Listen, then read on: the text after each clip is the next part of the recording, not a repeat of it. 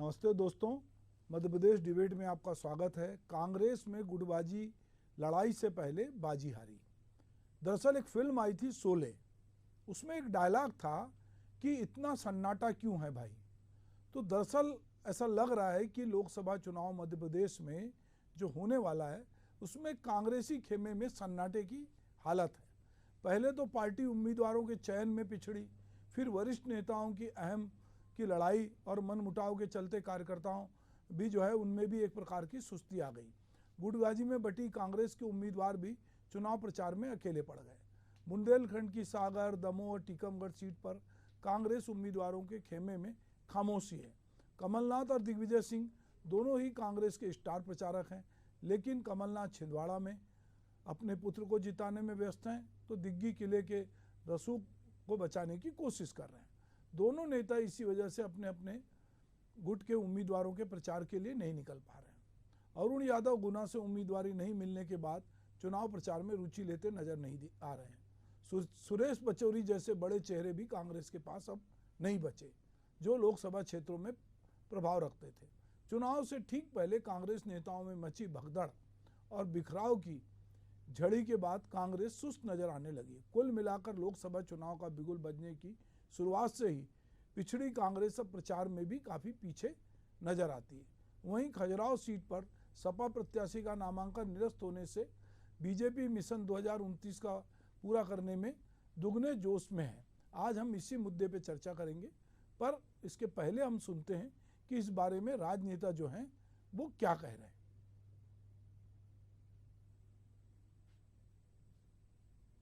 देखिए, मात्र 3-4 महीने हुए हैं अभी मोहन यादव जी को नए सीएम बने हैं और मुझे लगता है थोड़ी गंभीरता होनी चाहिए। सीएम होते हुए बयान भी बहुत सोच समझ के देने चाहिए। इसे अगंभीरता कहते हैं कि एक प्रदेश का मुख्यमंत्री इस तरीके की बातें कर रहा है चुनाव में। शायद उन्हें संगठन की भी जानकारी नहीं है कि संगठन में क्या हो रहा है।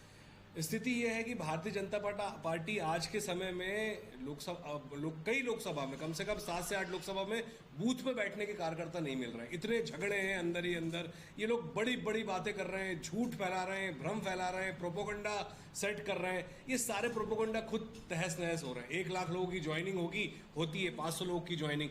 तो इस तरीके से देखा जाए तो भारतीय जनता पार्टी और उनके मुख्यमंत्री पूरे तरीके से विफल साबित हुए। ये देखिए, एक मूल अंतर है। भारतीय जनता पार्टी में संगठन आधारित राजनीति होती है, जिसमें एक नेता भले ही अपना चुनाव लड़े पर उसका हित और उद्देश्य इस बात में होता है कि पार्टी पूरे प्रदेश में जीते।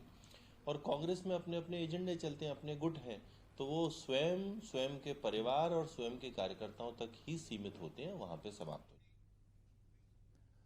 तो अभी हम सुन रहे थे कि कांग्रेस में बहुत गुटबाजी है और बीजेपी जो है वो संगठन के स्तर पर चुनाव लड़ती हैं। तो इस पूरी बातचीत में हमारे साथ जो हम अब डिबेट करने वाले हैं उसमें हमारे साथ कांग्रेस की प्रवक्ता निधि श्रीवास्तव जी हैं। मैं उनका स्वागत करता हूं। निधि जी, हमारे साथ हमारे सहयोगी राकेश शर्मा हैं और भाजपा से ब्रिज गोपाल लोया जी हैं। तो चलिए निधि जी, सबसे पहले हम आपसे ही बात करते हैं। अभी जैसा कि हम लोगों ने शुरू में आपसे कहा और जो कुछ हम बातचीत कर रहे थे, तो कांग्रेस के जो नेता थे वो कह रहे थे कि मुख्यमंत्री के बयान की वो आलोचना कर रहे थे, और बीजेपी के प्रवक्ता कह रहे थे कि यहाँ पे पार्टी चुनाव लड़ती है, यहाँ गुटबाजी नहीं है। पर ऐसा जैसा कि एक माहौल समझ में आता है कि दिग्गी राजा जो हैं वो राजगढ़ में जो हैं वो उलझ के रह गए हैं, कमलनाथ जी जो हैं वो छिंदवाड़ा में उलझ के रह गए हैं। तो आपके जो क्षेत्रीय छत्रप हैं या जो एक राष्ट्रीय स्तर के नेता हैं वो किन्हीं कारणों से अपने अपने क्षेत्र में बंध गए हैं, और जो 29 सीटों में जिस तरह से प्रचार प्रसार होना चाहिए था वो नहीं हुआ। खजुराहो में नामांकन रद्द होने से जो सपा के उम्मीदवार थे उनको टिकट नहीं मिली, तो उससे मनोबल टूटा। तो क्या वाकई में कांग्रेस जो है, जो उम्मीदवारों की सूची जारी करने में पिछड़ गई थी, जो अभी प्रचार में, चूँकि प्रचार में बीजेपी बहुत आगे है, उसके पास आप कह सकती हैं कि बहुत साधन संपन्न है, सरकार है, पैसा है, बहुत सारी चीज़ें कह सकती हैं, पर कहीं ऐसा लगता है कि इस रेस में आप लोग पीछे हो रहे हैं। निधि जी। सभी को बहुत बहुत शुभकामनाएं। जी। मैं ये कहना चाहती हूँ कि ये बिल्कुल गलत है कि हमारे जो राष्ट्रीय स्तर के नेता हैं, चाहे दिग्विजय सिंह जी हों, चाहे हमारे आदरणीय कमलनाथ जी हों, वो कहीं प्रचार में पीछे हैं। बिल्कुल नहीं है। क्या है कि ये जो चुनाव है वो 7 चरणों में, आप भी सभी जानते हैं। और चूंकि छिंदवाड़ा से आदरणीय हमारे सभी के युवा नेता नकुल नाथ जी चुनाव लड़ रहे हैं, तो एक बड़ी जिम्मेदारी वहाँ भी बनती है।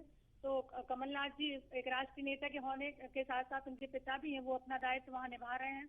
दिग्विजय सिंह जी चूंकि खुद ही प्रत्याशी है, उनको हम लोगों ने चुनाव में उतारा है, तो वो लगातार राजगढ़ में अपनी सेवाएं दे रहे हैं। इसके साथ ही जहाँ भी उनको लगता है, जहाँ उनकी जरूरत होती है, तो वो बिल्कुल समय दे रहे हैं। और इसके साथ साथ हमारे नेता प्रतिपक्ष उमंग सिंगार जी, जीतू पटवारी जी, आदरणीय अरुण यादव जी, आदरणीय हमारे राज्यसभा सांसद कनखल सर, सभी लोग लगातार पूरे प्रदेश में लोकसभा चुनाव में अपना समय दे रहे हैं। तो जिसको जैसा समय मिल रहा है उस हिसाब से लगातार प्रदेश में जाकर सभाएं कर रहे हैं और कार्यकर्ताओं से मिल रहे हैं। और एक मनोबल हमारा जो कार्यकर्ताओं का है, जो हौसला है, वो लगातार बढ़ाने का काम हमारे नेता कर रहे हैं। जी, तो आपके नेता लगातार मनोबल बढ़ाने का काम कर रहे हैं। तो चलिए हम ब्रिज गोपाल लोया जी से ही पूछ लेते हैं कि लोया जी, आप चूँकि आपके पास बड़ा संगठन है, आपके साथ संघ के लोग भी हैं, भाजपा का भी अपना काडर है, आपकी बहुत सारे लेवल पे मीटिंग भी हुई और प्रशिक्षण भी हुआ, तो आप प्रचार प्रसार और अपने जो कार्यकर्ता हैं उनके मनोबल को बढ़ाने में आपको लगता है कि आप कांग्रेस से बहुत आगे हैं। और आप ये भी प्रचारित कर रहे थे कि कांग्रेस में भगदड़ की स्थिति है और कांग्रेस के लोग बीजेपी की तरफ किन्हीं किन्हीं कारणों से आ रहे हैं। अभी आपने जब भाजपा का स्थापना दिवस मना था तो आप लोगों ने कहा था कि 1 लाख से ज़्यादा कांग्रेसी जो है वो बीजेपी में प्रवेश करेंगे, पर वो 1 लाख की संख्या तो समझ में नहीं आई। बहरहाल आपका प्रचार प्रसार कांग्रेस की तुलना में आप ये मानते हैं कि आगे है, तो किस तरह से आपको लगता है कि जो पूरी 29 लोकसभा सीटों में, जैसा कि आपके मुख्य प्रवक्ता कह रहे थे कि हम संगठन की ओर से लड़ते हैं, हमारा व्यक्ति महत्वपूर्ण नहीं है, संगठन महत्वपूर्ण है। सुभाष जी, सबसे पहले के माध्यम से आपके सभी दर्शकों को नववर्ष की हार्दिक शुभकामनाएं।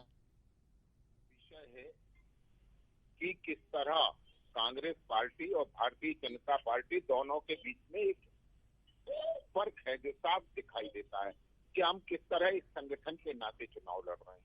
और केवल आज से नहीं लड़ रहे हैं, चुनाव घोषित नहीं हुआ था उसके पहले से लड़ रहे हैं। भारतीय जनता पार्टी ने प्रत्येक बूथ पर अपनी तैयारी की है। प्रत्याशी कौन होगा, इससे भारतीय जनता पार्टी का कार्यकर्ता ज्यादा इत्तेफाक नहीं रखता है, क्योंकि वो एक विचार के लिए काम कर रहा है, वो एक संगठन के लिए काम कर रहा है, वो किसी व्यक्ति के लिए काम नहीं कर रहा। तो कांग्रेस में ये जो आप गुटबाजी की चर्चा कर रहे हैं, ये कोई नयापन नहीं है, ये कांग्रेस की अपनी संस्कृति है। इसी संस्कृति के साथ कांग्रेस पार्टी काम करती है। अभी बहन निधि जी कह रही थी, कमलनाथ जी इतने बड़े नेता हैं, वो मध्य प्रदेश के किसी क्षेत्र में नहीं जा रहे हैं। और कमलनाथ जी के चिरंजीव नकुल नाथ जी छिंदवाड़ा से चुनाव लड़ रहे हैं, वहां मध्य प्रदेश का कोई नेता नहीं जा रहा है उनका सहयोग करने। आपने अगर एक चित्र देखा होगा कि नकुल नाथ जी जब नामांकन जमा कर रहे थे तो उनके साथ 4 लोग थे। स्वयं नकुल नाथ जी थे, उनकी पत्नी प्रिया नाथ थी, उनकी माँ अलका नाथ थी और उनके पिता कमल नाथ थे। ये अपने आप में सिद्ध करता है कि किस तरह से कौन सा राजनीतिक दल काम करता है। यही भारतीय जनता पार्टी के उम्मीदवार हैं। उनके जब नामांकन जमा हुए तो माननीय प्रदेश अध्यक्ष जी थे, वहां पर हमारे जो प्रदेश के चुनाव प्रभारी हैं वो थे, कहीं सह प्रभारी थे, वहाँ माननीय मुख्यमंत्री जी थे। तो ये सब मिलकर दिखाई देता है, जनता देखती है ये सब बातों का। और एक बात और कहता हूँ कि दिग्विजय सिंह जी का सवाल है, तो तीसरे चरण में चुनाव है और अपने आप को बड़ा नेता समझने वाले, अपने आप को बड़ा नेता कहने वाले कांग्रेस में भी बहुत लोग हैं जो उन्हें राष्ट्रीय नेता कहते हैं। ऐसे कैसे राष्ट्रीय नेता जो राजगढ़ से बाहर नहीं निकल पा रहे हैं, वहीं अपना काम देख रहे हैं। तो बड़ा दुर्भाग्यपूर्ण है कि कांग्रेस पार्टी किस तरह से काम करती है वो लोगों को दिखाई दे रहा है। और एक बात और कहूंगा, आपने अभी कहा था कि जिन लोगों ने ज्वाइन किया, 1 लाख का हमने लक्ष्य रखा था, मगर वो 1 लाख का लक्ष्य तो हमने बहुत पहले पा लिया था। इसलिए हमने नया लक्ष्य तय किया कि 6 अप्रैल को हम एक और चरण इसका चलाएंगे। और उसके साथ आप इस समय देख रहे हैं कि किस तरह गैर राजनीतिक लोग भारतीय जनता पार्टी की तरफ आकर्षित हो रहे हैं। कांग्रेस के लोग हो रहे हैं, सपा के लोग हो रहे हैं, बसपा के हो रहे हैं, गोंडवाना गणतंत्र पार्टी के हो रहे हैं, अलग अलग दलों के हो रहे हैं। तो बड़ा विनम्र आग्रह ये है कि जनता देख रही है कि 29 के 29 सीटों पर मध्य प्रदेश में भारतीय जनता पार्टी चुनाव जीतने जा रही है, और उनके उम्मीदवार नहीं, ये भारतीय जनता पार्टी की विचारधारा और कार्यकर्ता वहां चुनाव जीतने जा रहा है। ये वो कार्यकर्ता है जिसने जनवरी और फरवरी के महीने में अपने अपने बूथ की तैयारी की थी, अपने बूथ पर कमल के निशान बनाए थे। कोई नेता हमारा कितना भी बड़ा नेता हो, उसे बूथ पर प्रवास करना था, उन्होंने बूथ पर प्रवास किया। प्रवास के दौरान उन्हें जिन जिन से मिलना था उन्होंने लोगों से संपर्क किया, और आज भी रात्रि विश्राम करने के काम जारी है। माननीय मुख्यमंत्री मोहन यादव जी की इतनी व्यस्तता होने के बाद भी अभी छिंदवाड़ा में उन्होंने रात्रि विश्राम किया। आप देख रहे हैं माननीय शिवराज जी ने अभी एक आदिवासी अंचल का गांव है प्रतापगढ़, वहां उन्होंने रात्रि विश्राम करने का काम किया। तो देखिए, भारतीय जनता पार्टी जनता, जनता के सरोकार और जनता के मुद्दे, उन पर काम करती है और उनकी बात करती है। इसलिए जनता भारतीय जनता पार्टी के साथ है। और जहां तक कांग्रेस का सवाल है, कांग्रेस अपने अस्तित्व की लड़ाई लड़ रही है, मगर कौन सी कांग्रेस? दिग्विजय सिंह की कांग्रेस, कमलनाथ की कांग्रेस, या जीतू पटवारी की कांग्रेस? ये आने वाला वक्त तय करेगा। जी लोया जी, आप कह रहे हैं कि किसकी कांग्रेस, तो मुझे लगता है कि आप ही लोग बार बार ये कहते हैं कि जो कांग्रेस है वो नेहरू गांधी परिवार से बाहर नहीं निकलती है। तो कांग्रेस तो अभी भी मुझे लगता है कि गांधी नेहरू परिवार के आसपास ही होना चाहिए। पर आप पता कर रहे हैं कि जीतू पटवारी की कांग्रेस, तो दिग्विजय सिंह की कांग्रेस। पर इंटरनल डेमोक्रेसी कोई ख़राब बात तो नहीं है। मुझे लगता है कि पिछले 3 महीने से दिखाई दे रहा है कि किस तरह जीतू पटवारी जी ने कमलनाथ और दिग्विजय सिंह जी को हाशिए पर डाल दिया है, किस तरह अरुण यादव को चुनाव न लड़े इसके लिए कांग्रेस ने पूरे यत्न किए हैं। तो ये जो पब्लिक है ये सब जाती है, ये सब देखती नहीं है। नहीं, आप इसको इस तरह भी तो कह सकते हैं कि जीतू पटवारी यंग हैं, तो अब ये जो लोग हैं जीरे, तो नई टीम को मौका मिल रहा है, और ये कोई हाशिए पे नहीं। अगर हाशिए पे होते तो ये लोग। सुभाष जी, अंग्रेजी में अपन एक कहावत कहते हैं कि make new friends, remember old, there are silver, those are gold. क्या आप नए लोगों को लाकर पुराने लोगों को छोड़ देंगे, उन्हें तिरोहित कर देंगे क्या? किस तरह कमलनाथ जी पूरे देश के नेता कहे जाते थे और आज केवल छिंदवाड़ा लोकसभा के नेता हैं। किस तरह दिग्विजय सिंह जी पूरे देश में कहां कहां के राज्यों के प्रभारी महासचिव रहे और आज अपनी केवल खुद की लोकसभा के बाहर नहीं निकल पा रहे हैं। ये दिखाता है कि ये जो चेहरे थे वो वास्तव में इनका स्तर केवल इनकी लोकसभा था, ये वास्तव में राष्ट्रीय या प्रदेश के नेता नहीं थे। अच्छा चलिए निधि जी, लोया जी बड़ी बात कह रहे हैं कि कमलनाथ देश के नेता नहीं रहे, दिग्विजय सिंह देश के नेता नहीं रहे, ये अपने अपने क्षेत्र तक सीमित थे। और मैं समझता हूं कि इसका बेहतर जवाब आप ही दे पाएंगी। देखिए, मैं अपने विपक्षी साथी से कहना चाहती हूँ कि पहले अपने कार्यकर्ताओं का तो मनोबल बढ़ा लें। मोदी जी की गारंटी की बात बेचारे कार्यकर्ता करते हैं, और आप अपने संगठन का जो बहुत ताकत से अपने संगठन की बात कर रहे हैं, तो मैं आपको बता दूं कि बहुत सारे लोकसभा क्षेत्र ऐसे हैं जहां आपने जो टिकट दी है वो कांग्रेस के साथियों को दी है। तो एक बहुत दुख वाली बात है। हमारे यहाँ के हमारे दमोह लोकसभा क्षेत्र की भी हम अगर बात करें, तो जो टिकट हमारे प्रत्याशी को दी है बीजेपी से, वो कांग्रेस से बीजेपी में गया, उसको आपने टिकट दे दी। तो जब आप अपने कार्यकर्ताओं की गारंटी नहीं ले पा रहे, जब आप अपने संगठन को मजबूती के साथ आगे नहीं ला पा रहे, आपका पूरा बीजेपी का जो गढ़ है वो कांग्रेस में आजकल हो चुका है, आप कौन से संगठन की बात कर रहे हैं? और रहे हमारे वरिष्ठ नेताओं की बात, तो आपको उनकी चिंता करने की बात बिल्कुल भी नहीं है। वो लगातार पूरे क्षेत्र में काम कर रहे हैं। चाहे आदरणीय दिग्विजय सिंह जी हो, वो अपने क्षेत्र के साथ साथ जहां से वो चुनाव लड़ रहे हैं उसके साथ साथ पूरे प्रदेश में ध्यान दे रहे हैं। आदरणीय हमारे चाहे जीतू पटवारी जी हो, उमंग सिंगार जी हो, अरुण यादव जी हो, इस समय पूरी कांग्रेस एकजुट है। और हम लोग का मिशन है कि इस बार ज्यादा से ज्यादा संख्या में हम लोग सीट लेकर आएंगे लोकसभा में, और इसके लिए पूरे कार्यकर्ता और पूरा संगठन इस समय एकजुट है। जी, तो राकेश मैं आपके पास चलूंगा। ये तो हो गए दोनों पार्टी के प्रवक्ता क्या कह रहे थे, पर ग्राउंड जीरो पर क्या सच्चाई है? क्या वाकई कांग्रेस जो है चुनाव प्रचार में पिछड़ गई है?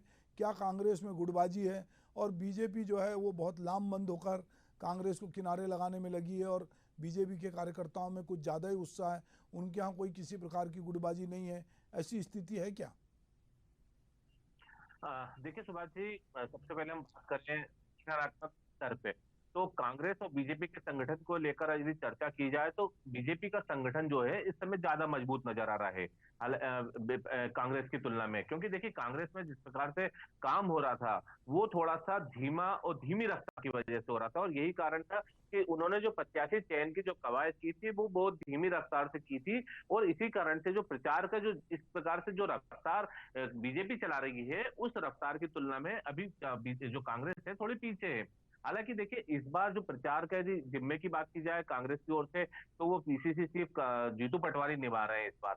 हालांकि देखिए पहले चरण के जो चुनाव होना है उस चुनाव में छिंदवाड़ा लोकसभा सीट भी है, और छिंदवाड़ा लोकसभा सीट होने की वजह से कमलनाथ अपने बेटे नकुल नाथ के प्रचार प्रसार पे ज्यादा जोर दे रहे हैं, क्योंकि कांग्रेस जिस प्रकार से बीजेपी ने अपनी जो रणनीति बनाई है उसमें छिंदवाड़ा सीट को जीतने को लेकर उनकी अहम जो मुकाबला है वो छिंदवाड़ा सीट को पाना है, और यही कारण है कि छिंदवाड़ा सीट किसी भी हालत में जो है बीजेपी के पाले में न जाए। इसी कारण से कमलनाथ और उनके बेटे सहित जो है पूरा परिवार, और यदि बात की जाए तो उनके जो कार्यकर्ता नेता हैं वो पूरा जोर लगा रहे हैं कि इस बार किसी भी तरह से चुनाव ये जीता जाए। तो इसी कारण से यदि बात की जाए तो कमलनाथ जो है अन्य सीटों पे जो है सक्रिय दिखाई दे रहे हैं।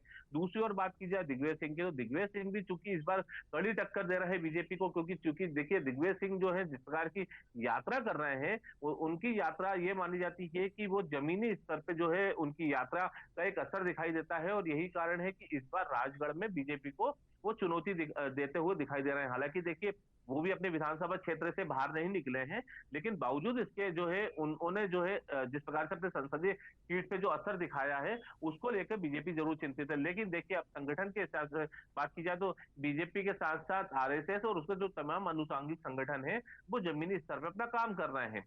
इसका नतीजा क्या रहेगा ये तो देखिए आने वाले चुनाव परिणाम बताएंगे, लेकिन उसके पहले यदि देखा जाए तमाम पहलुओं पर अलग अलग मुद्दों पर देखा जाए तो बीजेपी कांग्रेस दोनों ही जो है अब अपने चुनावी रफ्तार जो है चुनावी प्रचार की जो रफ्तार है वो पकड़ चुके हैं। इधर यदि बात की जाए तो जीतू पटवारी रोजाना जो है अलग अलग क्षेत्रों में जाके जो है चुनाव प्रचार कर रहे हैं। इसके साथ ही यदि बात की जाए तो इधर जो है पूरा जो मोर्चा जो है बीजेपी का उसने पूरी तरह से यदि बात की जाए तो अलग अलग उनके जो वरिष्ठ नेता हैं उन्होंने अलग अलग अंचलों में जाके अलग अलग संसदीय सीटों में जाके चुनाव प्रचार कर रहे हैं। तो माना सकता है कि जिस प्रकार से पूरी कैबिनेट के सदस्य अलग अलग संसदीय सीटों पे आ रहे हैं तो बीजेपी का खेमा एक प्रकार से मजबूत माना जा सकता है। वहीं दूसरी ओर बात की जाए तो देखिए तो 40-50 का जो रेशो है, जो थोड़ा बहुत रेशो कह सकते हैं जिसको हम, उसमें ऊपर नीचे की बात हो सकती है, क्योंकि इस बार जो चुनाव प्रचार जो हो रहा है वो कड़ी टक्कर का हो रहा है। मोदी की गारंटी है। यदि बात की जाए तो इधर कांग्रेस ने अपना मैनिफेस्टो जारी कर दिया है, तमाम चीजों को उन्होंने सामने रख दिया है कि हम जातिगत जनगणना कराएंगे, तमाम चीजों को लेके कांग्रेस अपने पत्ते खोल चुकी है घोषणा पत्र जारी करके। इधर बीजेपी का घोषणा पत्र भी जारी होना बाकी है, लेकिन बावजूद इसके जो है कांग्रेस ने मध्य प्रदेश के सभी यदि 28 सीटों की बात की जाए, एक लोकसभा सीट यदि खजुराहो को छोड़ दिया जाए तो तमाम 28 सीटों पे जो है अपने प्रचार प्रसार पर जोर लगा दी है। हालांकि देखिए कांग्रेस का जो संगठनात्मक लिहाज से ढांचा कहा जाए तो वो थोड़ा कमजोर है।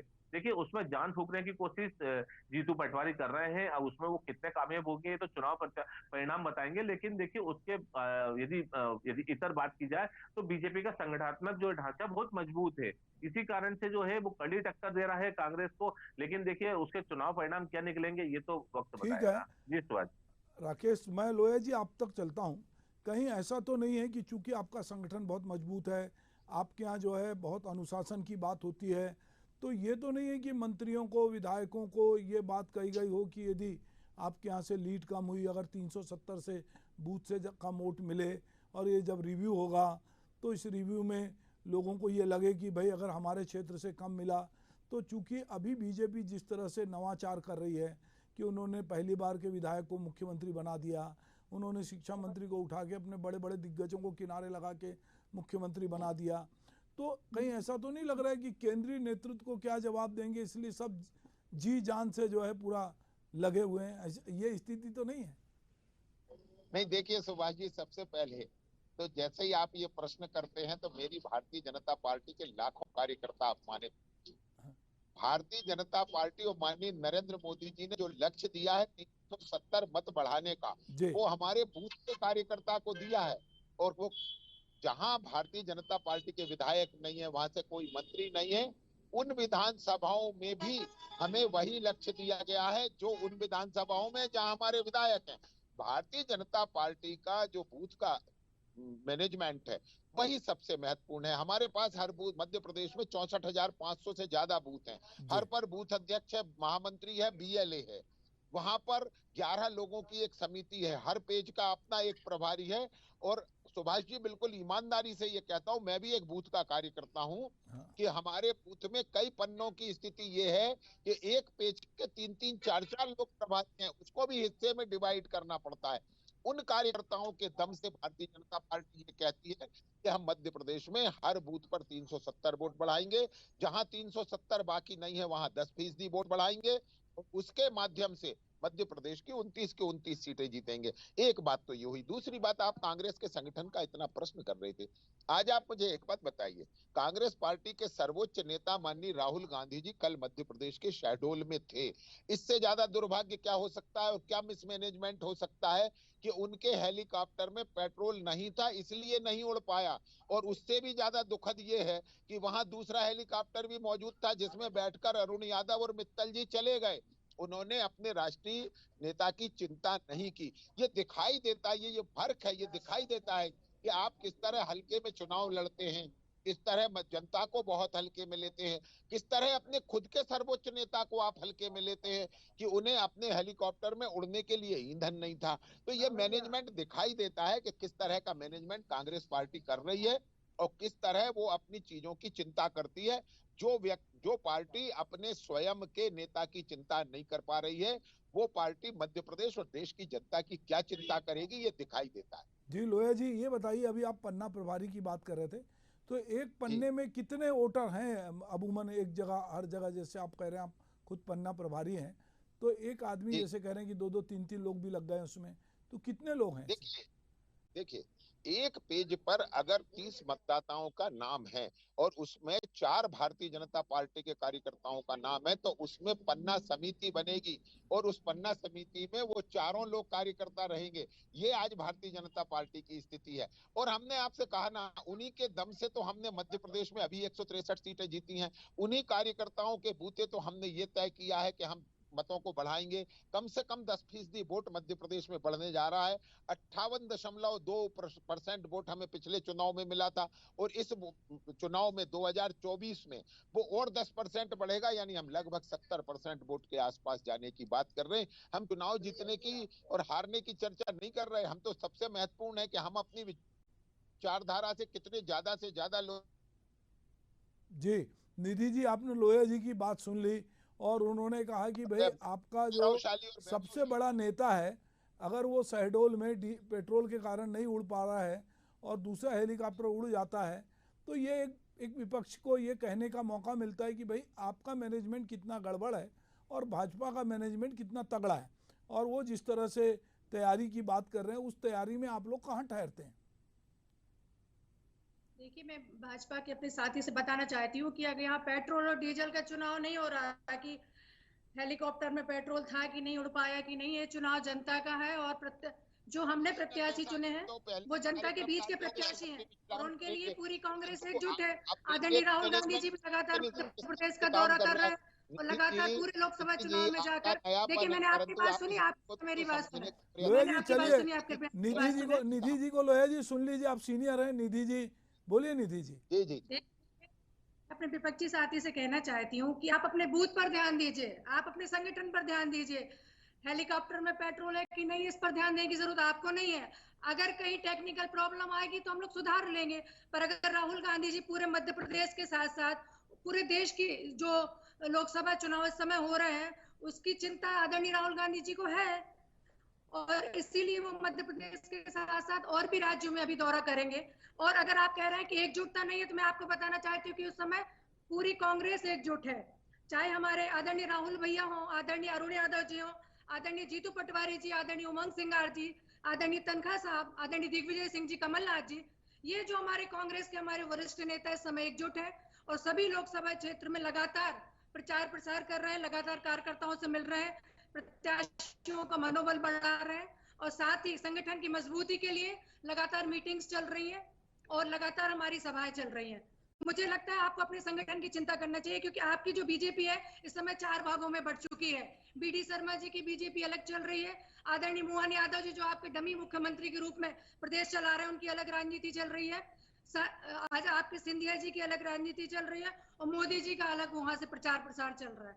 तो आप अपने मुझे लगता है भारतीय जनता पार्टी की चिंता करिए, कांग्रेस की चिंता करने के लिए हमारे वरिष्ठ नेता हैं और इस समय हम सभी एकजुटता के साथ लगातार पूरे प्रदेश में काम कर रहे हैं। जी निधि जी, इस समय तो मुझे लगता है कि चुनाव में मोदी की गारंटी पर ही बीजेपी जो है पूरा चुनाव मोदी की लड़ रही है। गारंटी जब अपने प्रत्याशियों के लिए नहीं है तो पार्टी के लिए क्या होगी?